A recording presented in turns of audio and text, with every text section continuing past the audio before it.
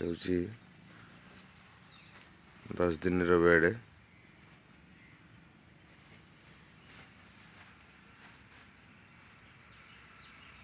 ଦେଖନ୍ତୁ ସବୁ ଆସିଯାଇଛି।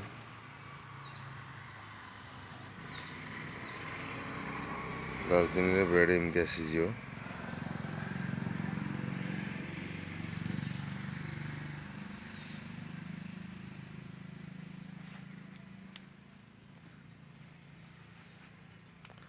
ଦଶ ଦିନ ପରେ ବେଡ଼କୁ ଏମିତି ଖୋଲିକି ଟିକେ ରଖିବେ, ଦେଖିବେ ତଳ ପଟ ଏମିତି ଶୁଖି ଯାଇଥିବ। ତାକୁ ଟିକେ ତଳ ପଟେ ଟିକେ ପାଣି ସ୍ପ୍ରେ କରିଦେବେ।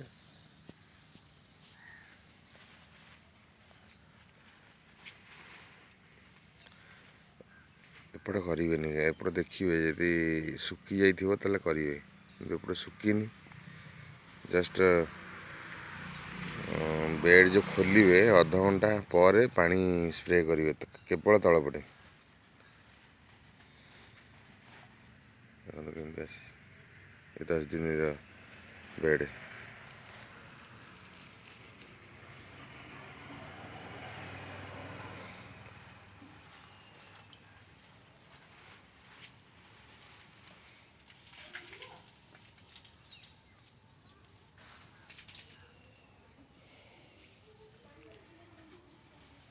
ଏଇଟା ମନେ ରଖିଥିବେ, ବେଡ଼ର ତଳପଟୁ ପାଣି ଦେବେ,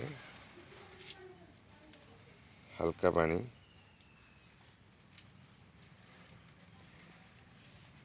ବେଡ଼ ଖୋଲିବାର ଅଧଘଣ୍ଟା ପରେ ପାଣି ଦେବେ, ଅଧଘଣ୍ଟା ପରେ ଜରି ଘୋଡ଼େଇବେ।